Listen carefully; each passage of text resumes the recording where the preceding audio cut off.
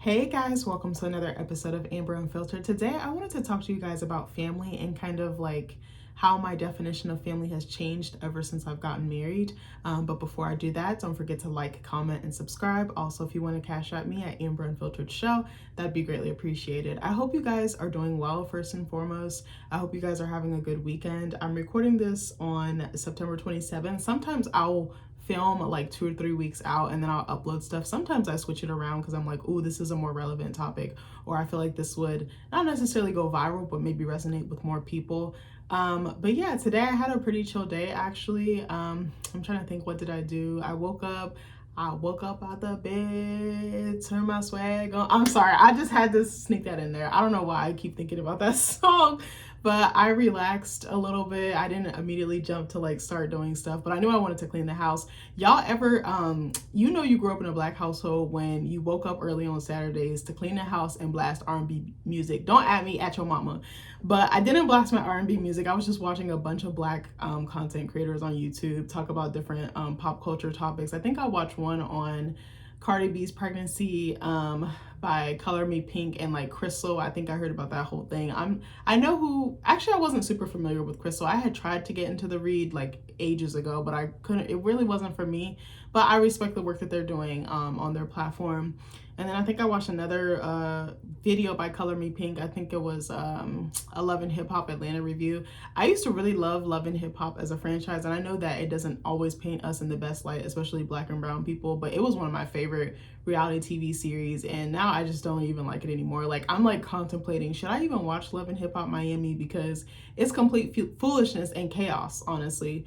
So I was cleaning the house. I just felt so lighter. I don't know if it's you guys, but my mom used to always say your surroundings reflect your mental state, and I definitely 100% agree with her now as an adult who like has more knowledge and wisdom. Like, I feel so light. I felt so fresh. I felt like I could think, I could move about. I just felt clear and cleansed of just energy. You know, sometimes we just hold on to things, and like moving trash, just wiping down your space, just really like making space for new things too, I think is another thing that we don't touch on enough. So I did that, and then I sat my happy fat Black ass back in the bed, and I was like, I want to watch a show, because I knew I wanted to go out to the grocery store. For some reason, I was really craving like a salad. I was like, I want just like a good salad. And I was thinking about when we did tastings for different caterers for our wedding. Also, that shit is so expensive. If you can, go to one of your favorite restaurants and get it catered. You'd be surprised. A lot of them have like black tie or like specialty event menus. Like, we did Mission Barbecue for our wedding, which I'm like, I know most people are like, barbecue, like, ew, that's not classy, it's not whatever, but I'm like, it was actually so fire. They have like a black tie menu, which is like, you know, the more dressier or fancier menu. I didn't know Mission Barbecue had salmon. They had like specialty desserts like cobblers and stuff that aren't on their standard menu, and it was so affordable. It was like half the price of like a big time caterer or just a catering company, because they can charge you an arm and a leg, because everything is, you know, through them. It's at their leisure, you know, not their leisure, but their labor, you know, paying people to staff and wait, you know, paying bartenders for supplies. Like, they can charge for any little thing, and they should be compensated for their work, but it just gets very expensive because it's usually per person is the cost, no matter how much food you get. But we got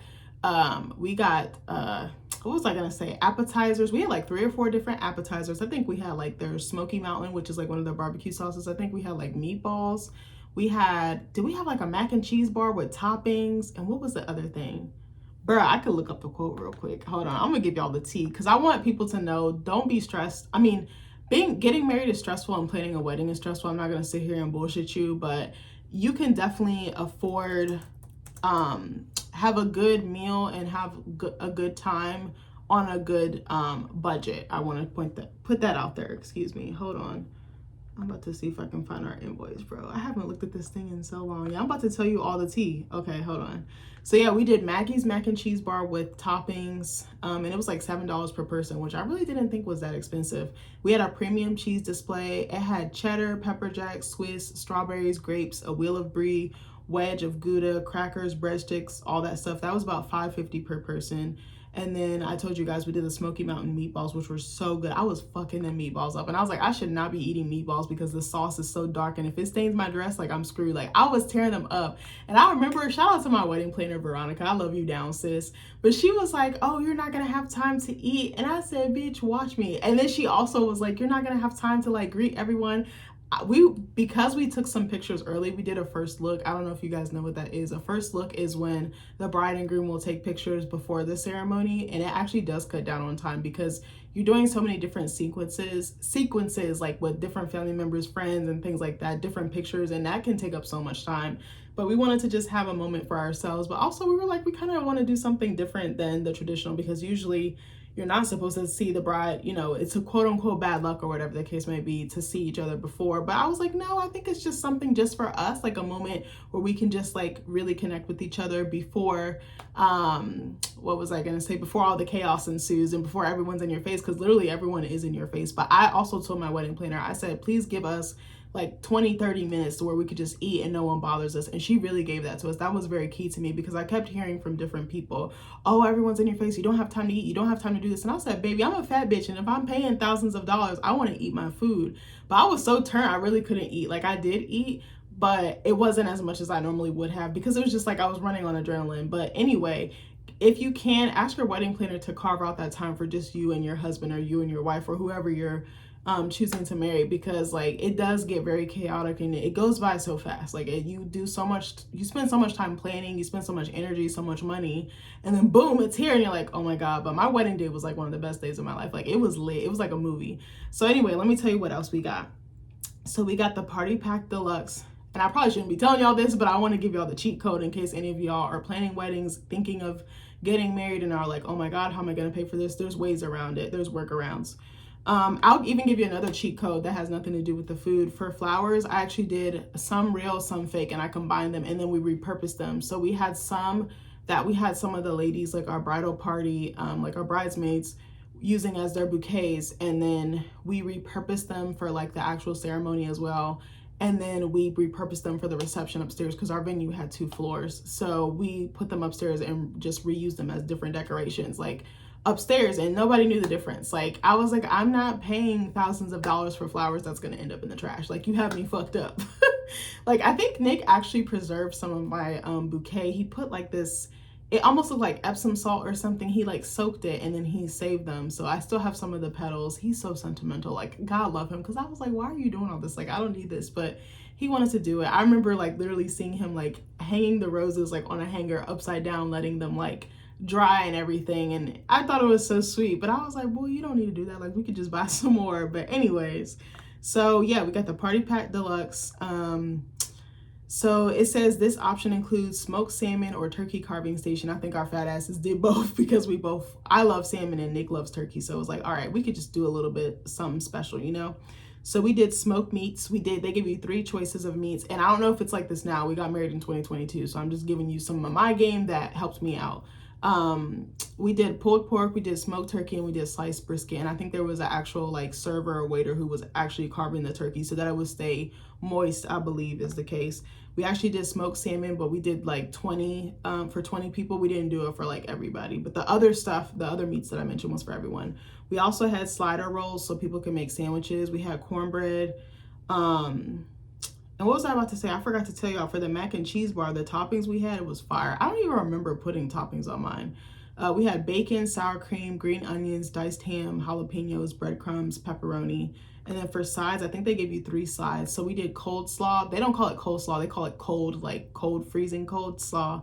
We did Maggie's mac and cheese, and we did green beans, but we took the bacon out because some people were not in favor of that. And I think we had some people who were like gluten-free, vegetarian. So we wanted some people who had dietary restrictions to be able to eat some of the things, even if they couldn't eat all of it. We also had a salad.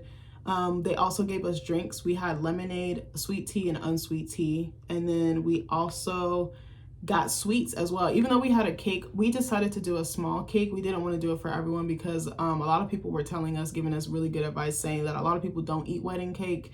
So we were like, we're just going to get something that can be put out, and if people want to gravitate to it and nibble on it, then they can. Their cake is actually so fucking fire. I was like, I had no idea that they threw down like this. They had a banana pudding cake. We had a banana pudding cake, strawberry shortcake, and blueberry cobbler, and that shit was so fucking good. And then they also gave us sauces. They also gave us salad dressings. So think about it. We got appetizers, main entrees, sides, dessert. For 125 people, we were quoted, and the total cost was about $6,500. All the caterers that we looked at were like $12,000, $13,000, $14,000, $15,000.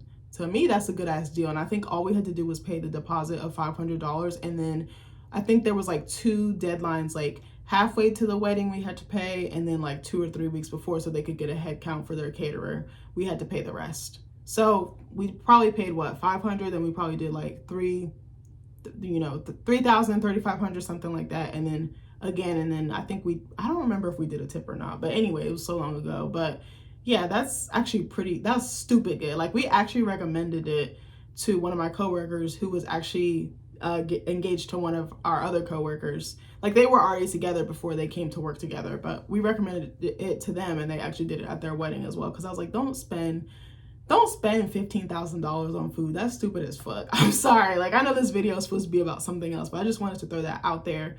But lately, especially even earlier this year, I know it's September, about to be October.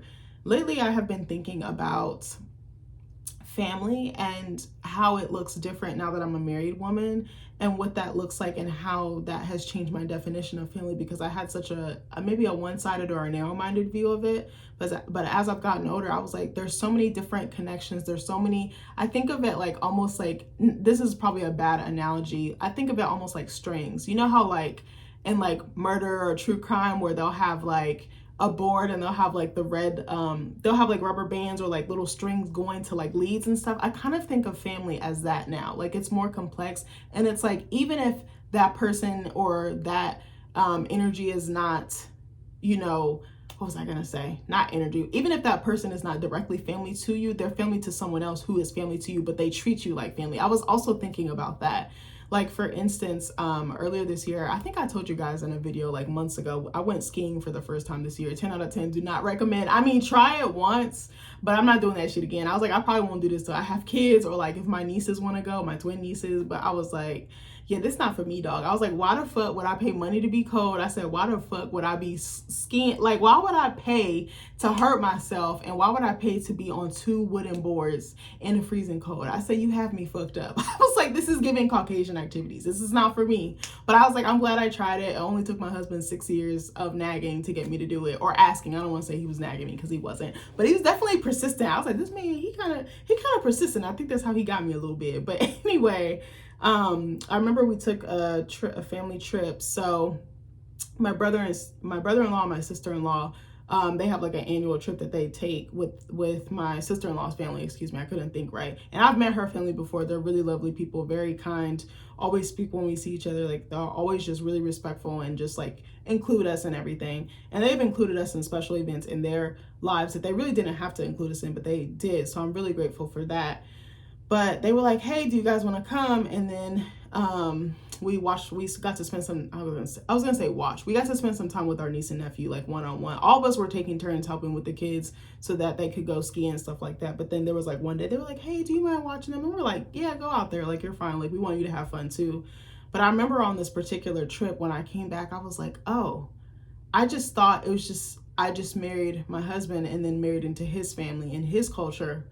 But then I was like, there's other families. I was like, my sister-in-law's family, to me, even though, again, not directly, I was like, there's a connection there. They're also family too. I was like, I really started thinking, because we see them at so many events because of my niece and nephew, like birthdays, like any extracurriculars, things like that, or holidays. And I was like, oh, I'm gonna be seeing these people for the rest of my life. I was like, yeah, they family too. Like, it really took me a second to really think about that. And I was like, we've been married for like a very short amount of time, like a few years.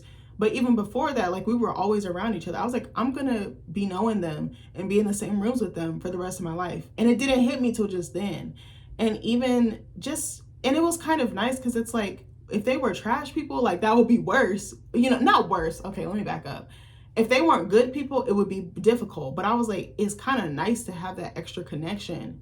And then even like some of their friends, like their family friends and stuff, people that we see at frequent events, it might not be all the time, but like typically, birthday parties or baby showers, things like that. And I was just like, that's such an intimate connection to have with someone, even if you don't see them all the time. And I was just like, huh. And I was just thinking about how those branches kind of extend outward.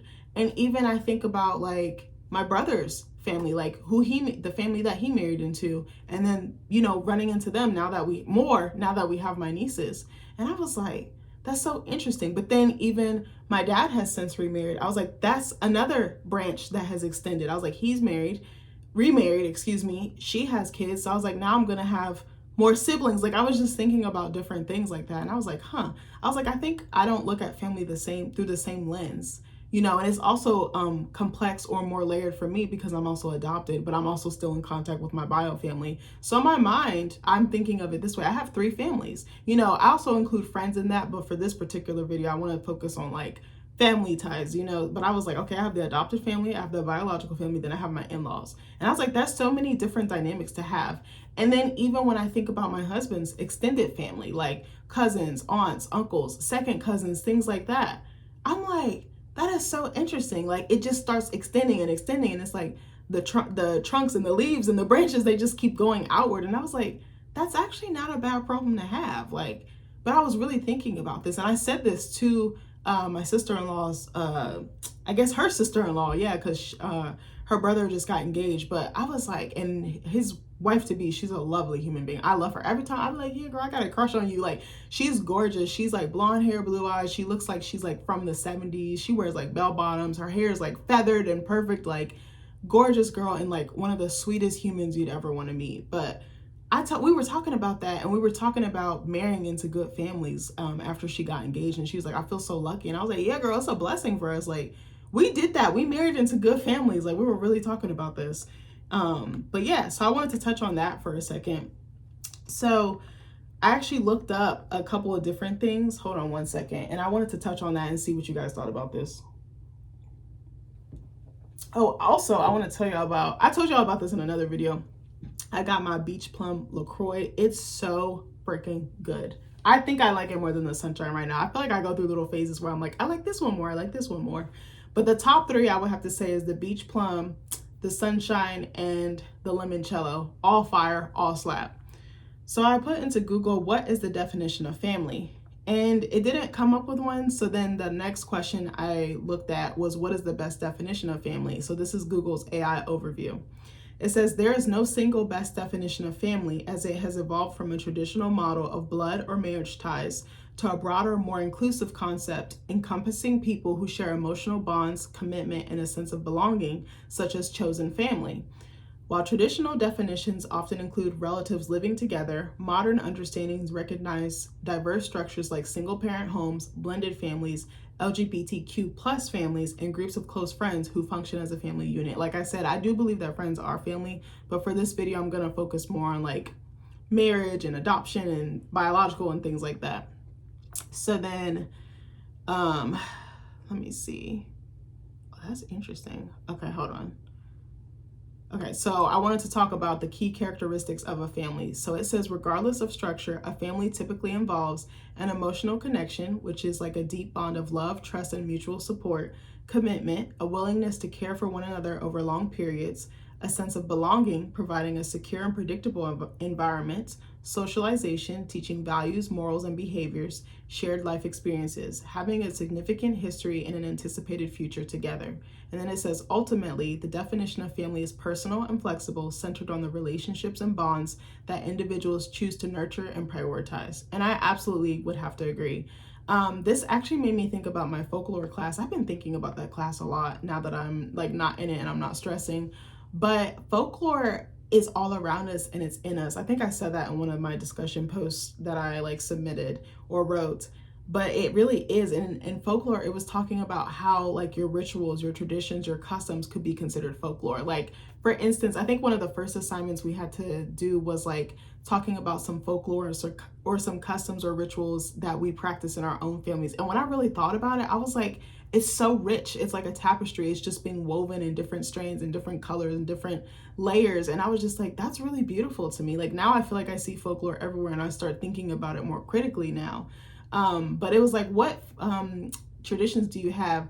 My birthday is actually coming up, so I'll use this as an example. But anytime someone in my in-laws or on my in-laws side, excuse me, has a birthday, my mother-in-law will reach out to them and she's like, hey, what do you want me to cook? She'll cook a meal for you, but it's for the whole family and we all get together and celebrate that person. And I pick the same thing every year. Her cheesy chicken is the motherfucking truth. I don't know if she put crack in that. I don't know if she calling El Chapo when she making it, but it's so good. Nick, my husband, actually usually picks the same thing. Like pretty much, actually, yeah, most of us usually tend to pick that because we're like, that shit is so fire. And she only makes it like a few times a year. I think typically on people's birthdays. But I thought that that was like such a unique one. And even for my family, it's like similar as well. It involves a meal. It involves breaking bread, literally. My family, we tend to go out to eat. That we love going out to eat. And it's just easier, you know, because sometimes hosting, it can kind of be a lot. You have to clean, you have to coordinate the schedules, you have to cook, buy the groceries. Like it can be a lot. But sometimes we will do like a celebration at either my aunt's house or my mom's house. We haven't done one in a while at someone's house, but we'll typically go out to eat and the whole family will meet and we'll celebrate that person. There will be cake, cupcakes, gifts, you know, cards with money, all the things. Like, and it's such a nice way to like really ring in that next year with people who really intimately know you and care for you and unconditionally support and love you. Another one I want to say that we used to do, we don't really do it that much anymore, but my mom had something called Pizza Friday. My mom and my aunt, actually, because they grew up doing it with my grandfather and my grandmother when she was living. They used to do pizza every single Friday and they would invite the whole family over. And again, it was just like a nice way to break bread, to talk about your week, to just unwind, to kick off the weekend. And I absolutely loved it. Like we were doing it for quite a while. I think probably, you know what, why it probably actually stopped now that I think about it, because my mom was, I'm gonna just say it, my mom was in politics, so she was running for office a lot, so I don't think she really had the time and space, because running a campaign is really time consuming, it's expensive, and you have to be boots on the ground at all times. So she was juggling a lot at that time, so I think that's probably why it stopped. I think we should pick it back up, but sometimes it can be just exhausting, you know, trying to go out like right, you know, when the work week ends. You just be so tired, you're like, I don't want to do anything. But it was really, really fun, and it was just laughter and just food and just love and just comfort and just hearing like the different things. Like my cousins would be so excited. They would treat me and like my husband like we were celebrities, and they'd be like, I'm doing this in school, I'm doing this. And one of my cousins, oh my gosh, I mean, all my cousins, I absolutely adore them, but there's one in particular, she feels more like a little sister to me than she does my actual cousin. I don't care what anyone says, cousins are siblings. They're just like extra siblings in my opinion. But she's 16 and I just absolutely adore her. She's so smart. She's so pretty. She knows exactly what she wants to do with her life. Like she has her whole future mapped out, and I'm just like so proud of her. But anytime I see her, I'm like, she's so different. I was like, she has so much swag. She has so much flavor. And like, we have such good conversations. Like I think the last time we met, whose birthday was it? I'm trying to remember whose birthday was it? We met at Outback, but I don't recall. It wasn't, was it? Oh my God, this is so bad. I literally cannot remember. But anyway, we met at Outback back by their side and or their way or their neck of the woods.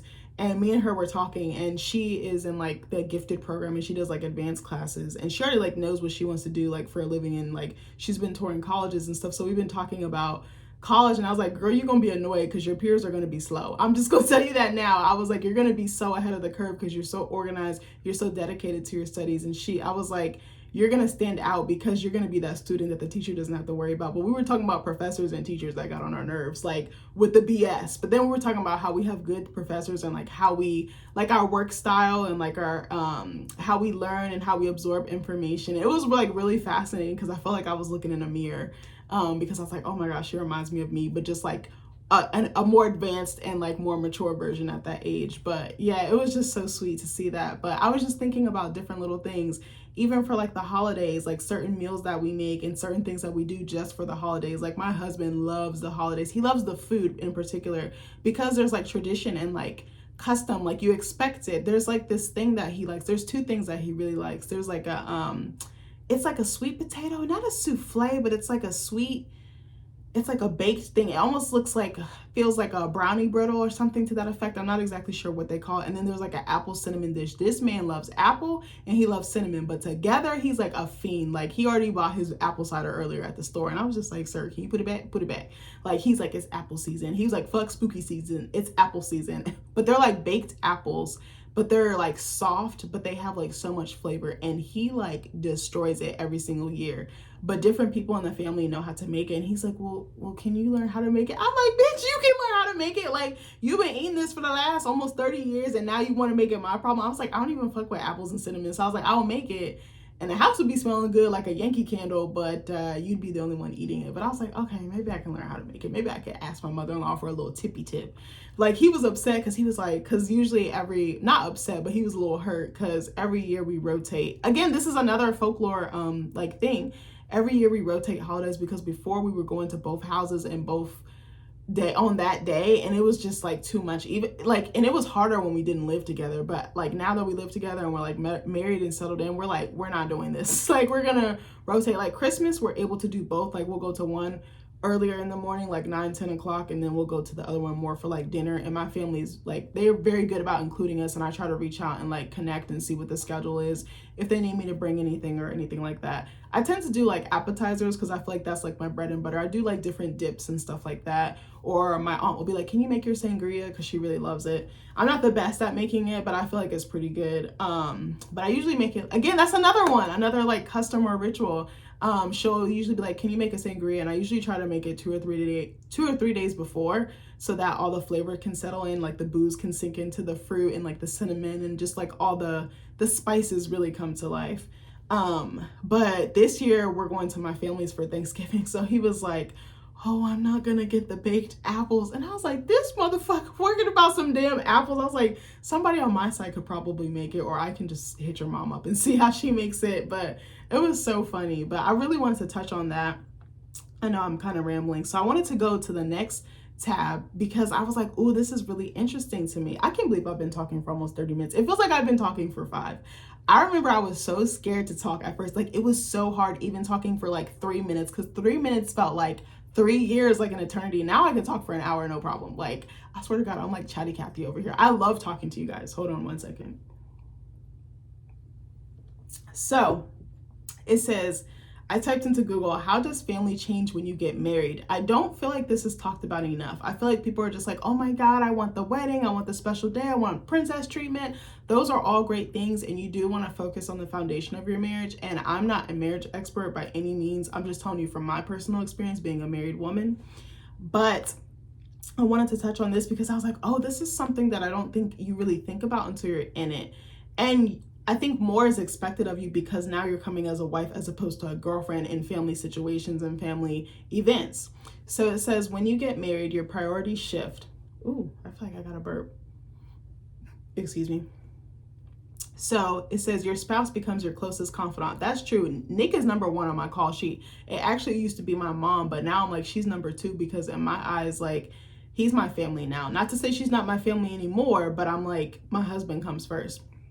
And it says a new nuclear family is formed, especially when you have kids, I feel like, requiring you to establish new traditions and boundaries with both your family of origin and your in-laws. And it is a balance. In the beginning, I will be honest, I did struggle a little bit because I was like, I feel pulled in one, both directions. And I was like, well, it's hard because I'm trying to acclimate into this new family, but then I feel like I'm forsaking the family that I came from. So that was also very complicated. And now that I'm like reconciling with my biological family, it's a lot of balancing and moving things around, but it's like, it'll work itself out and things will fall into place. I'm definitely a firm believer of that, or in that. It says you also gain new family members and must manage the dynamics of 2 extended families, which I just talked about earlier, while parents must adjust to their adult children creating their own independent lives. And I feel like maybe I should ask my mom about that. Like, how is it for her? Because I'm not at home anymore. I haven't been home in a really long time, like in terms of like living there and like being so integral into the family, and I was the oldest, so I'm sure she probably depended on me for certain things. Not probably, she did. Not saying it in a bad way, but when you're the head of household, like my mom was, you're responsible for everything. So yeah, you're gonna need someone to help with that heavy lifting, and not just me, but like my aunts, my granddad, my uncles, they stepped in and helped out. It really does take a fucking village. I'm really realizing this. But I wonder how she feels now that I have my own independent life and I kind of live it completely different probably from how she would live hers, but there's nothing wrong with that. But I moved out like in 2019, so I've been away from home for a very long time, and like we live within proximity to each other, not close but not far, like it's still drivable. But I wonder how that must be, seeing your child like flourish like that, but seeing your child leave the nest and build their own nest. Like that must have some complications. And I sometimes think like, does my mom miss me? Not to say she wouldn't, but I was like, does she miss me? Does she miss having me around?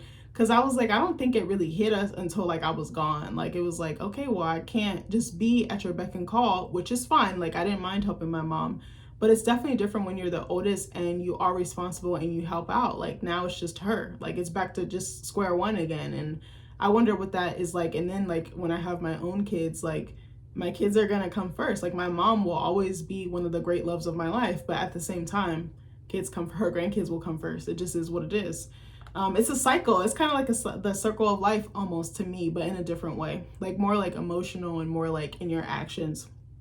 So it says changes to your immediate family and relationship with your spouse. Again, new priority. Your spouse becomes a primary relationship. This is true. I tell him literally everything. There's some stuff I still haven't told my mom that my husband knows. But it's just like there's just a closeness and there's a friendship and there's like he's my caretaker now and I'm his caretaker now. Like it's a different responsibility, you know? And it says it shifts the focus from your family of origin to your new partnership, like it said earlier. So it says shared experience. You may begin sharing thoughts and feelings with your spouse that were once only shared with a parent. Exactly. There's like an intimacy, but it's different, you know. It says this can be an adjustment for both parties. Like now, not in a bad way. I don't want to say I don't feel the need to call my mom because there's certain things I would still reach out to her for. I don't really ask her advice anymore. Now that I think about it, I don't really like vent to her anymore because I'm like, that's what my husband is for. He's supposed to be my emotional support system. My mom is part of that, but I feel like he's number one on the call sheet. He's the first source I would go to. Anytime I get news, I call him first. But I'm like, she's always gonna know. And then sometimes I feel like I need to keep that close to my chest or just sit with it. You know what I mean? But not in a bad way. It's just, I don't know. It kind of is like the change happens so subtly and then it just becomes your new norm that you like don't know anything else. So it says changes with your family of origin, new structure. Your marriage creates a new independent family unit that will have its own traditions and way of doing things, which I agree with. Again, I'm not a mom yet, but I could see that. It says emotional adjustment. Parents may find it difficult to adjust to their child's new role as a spouse and independence of their new family. Balancing time, this is key right here. Me and Nick have had some really long discussions about this. It says there may be less time for siblings and parents, and balancing holiday traditions between the two families becomes a new consideration, which I just talked about earlier.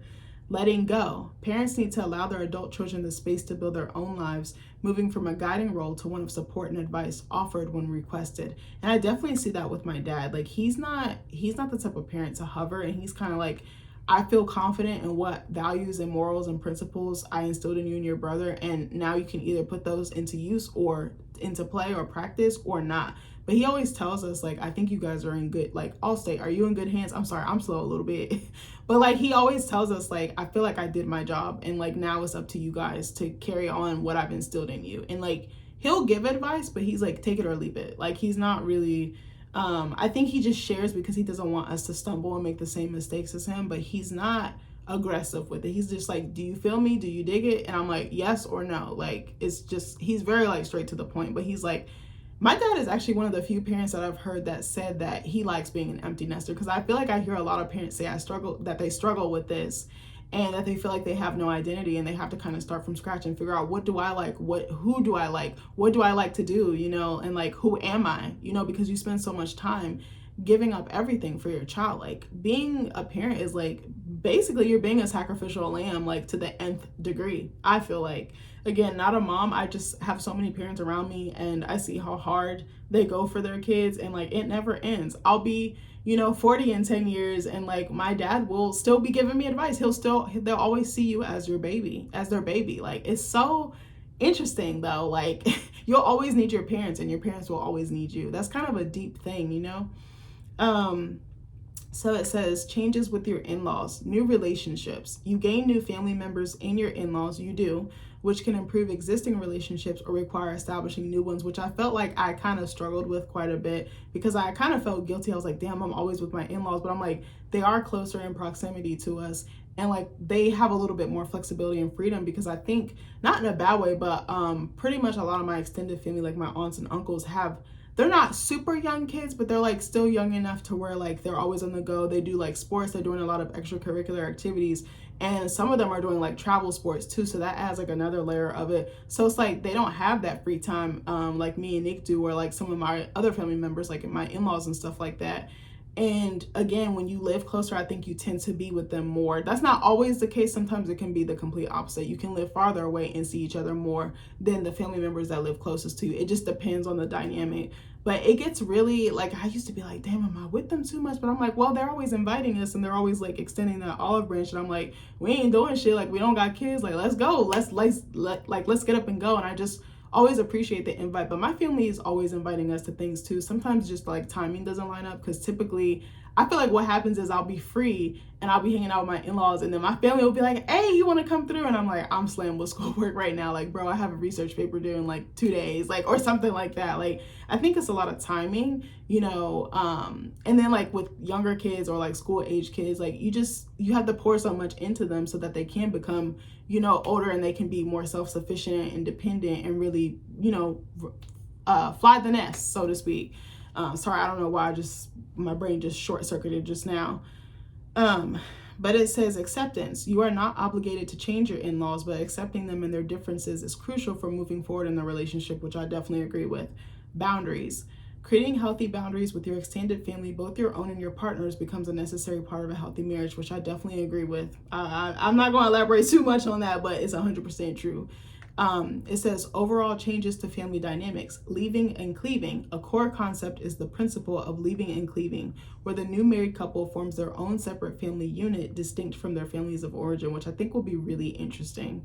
And then it says blending cultures. You have the opportunity to blend traditions, beliefs, and lifestyles from both sides of the family to create unique new family rhythms. So to me, everything is rooted in folklore, you know? Folklore is not just one thing, it's a lot of little mini things, and that's what I'm seeing a lot here. And then, hold on, what was I gonna say? And then I put something else in here. I put, how does the meaning of family change when you get older?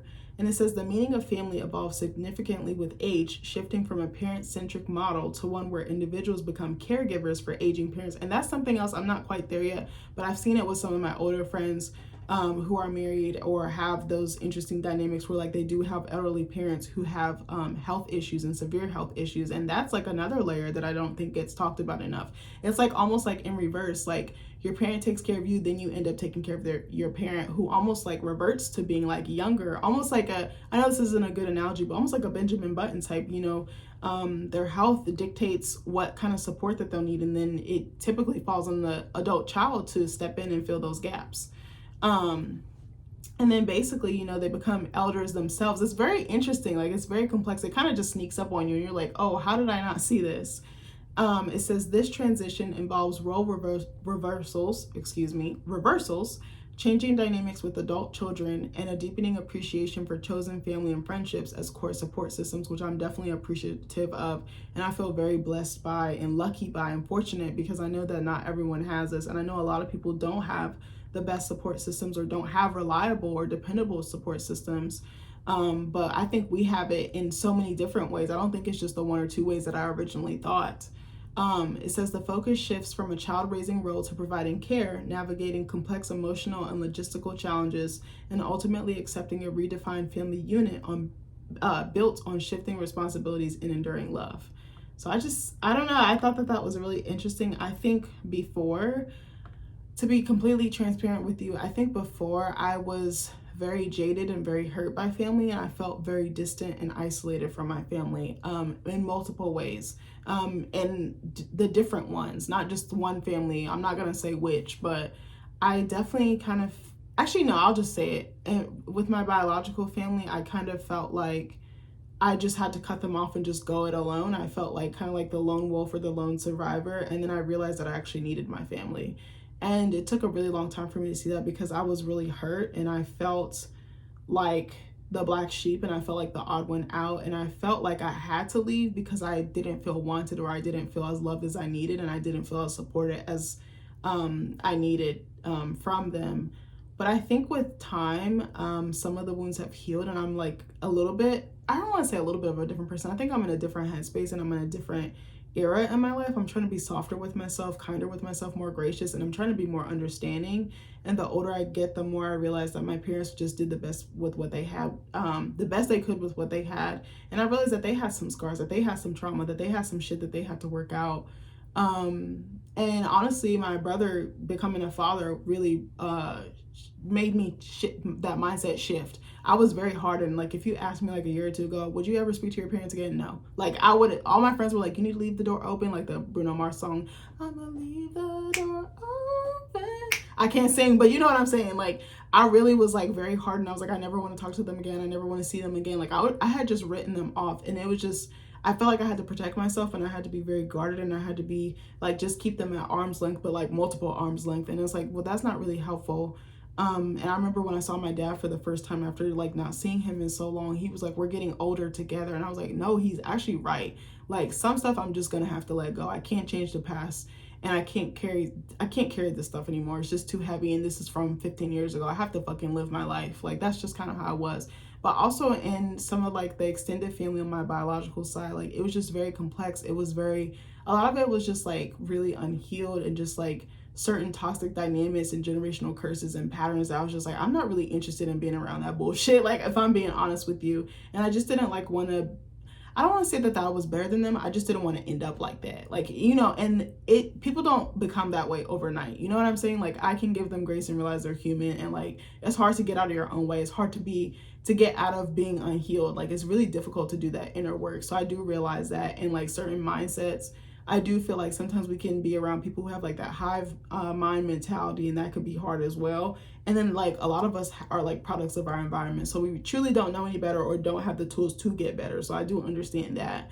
I'm not completely heartless, but I just felt like I didn't really feel loved, and I was just like, yeah, I'm gonna get the fuck up out of here. Like, that was my mentality. I was like, I'm gonna dig myself up by the bootstraps. Like, I'm gonna figure this shit out. Like, but I was like, I need them, and I was like, I'm a different person, and like, now I can get to know who they are now versus the memory that I have of them, the person that they were in the past, because they were that person because of the things that were going on in their life at that period.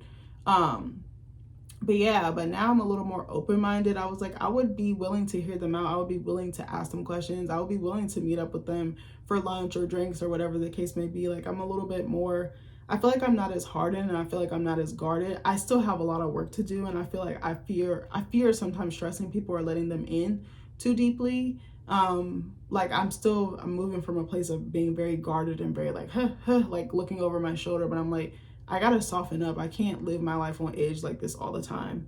But now when I think about family, I think about, you know, the little things, the intimate moments, the quiet moments, the phone calls, the texts, you know, rooting for you online, rooting for you in person. I think of like it just being like a network of like safety, of love, of guidance, of passing things down. There's so much complexity to it. I think of it as, you know, family is just very complicated. I've always loved reading about family dynamics, especially Black family dynamics, because they tend to be very complex, and I don't want to say toxic, but at times certain things can be toxic, and it can hinder your growth, but in some ways it can contribute to it because you know what not to do. You have examples of what to do and what not to do.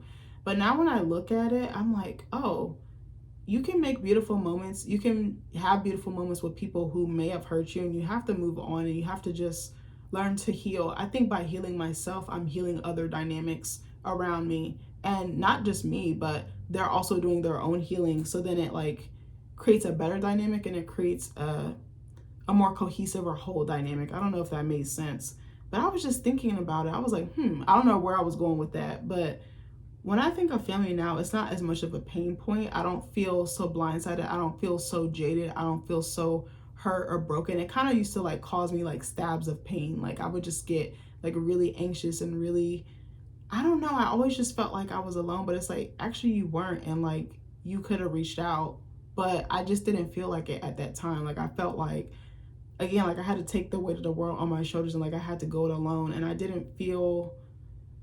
don't think I would have been as receptive as I was now, like to reconciliation and like healing, if I didn't do some inner work, and if I didn't realize that life really is too short, and like people be dying left and right like crazy. And I'm like, I would hate for something bad to happen, and I didn't at least try. And again, it's not excusing the behavior or excusing the things that happened to me, but I definitely have a different mindset. I think I've humanized my parents. I talked about this with my boss yesterday at work. I was like, we put them on a pedestal. We think our parents are supposed to be perfect. We think our parents are without flaw or without mistakes. they're human like us too. So why would you think that they're perfect like that? They're not supposed to be. They're people too. They had lives before us. They were people before us, and they're going to be people after us. But even like with cousins and stuff like that, I'm just like, cousins are so clutch. Cousins are the bee's knees. Aunts and uncles are the bee's knees. I love having aunts, and I love being an aunt myself. And I have such great examples of how to show up for other family members because of them. And I think that's the thing, like the showing up part, I'm learning that showing up can exist in many different forms. Showing up doesn't always have to be money or material things. It's your intention, it's your heart, it's your emotional intelligence and your emotional openness and your vulnerability. Those are like, I think that those are like breaking generational curses, and those are like generational gifts in my opinion.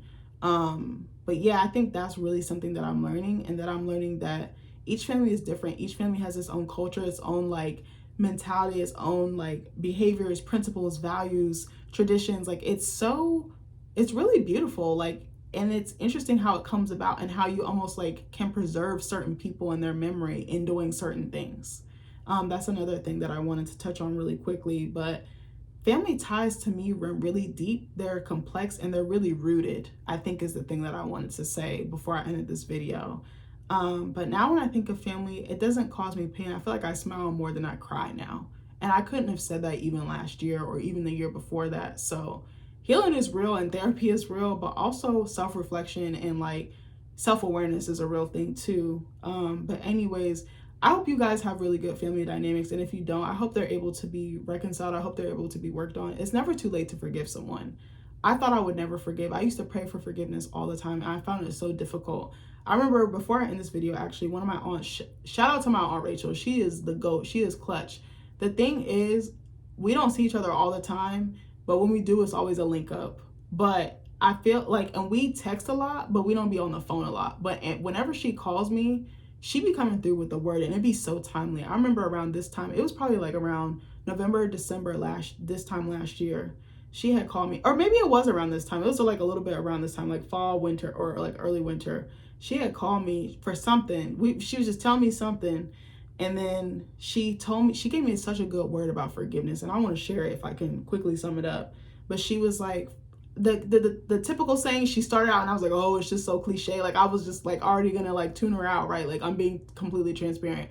But then I was like, wait, she be coming through it. Like she prays for me, but she calls me and she gives me advice and instills advice in me at the exact right moment when I need it.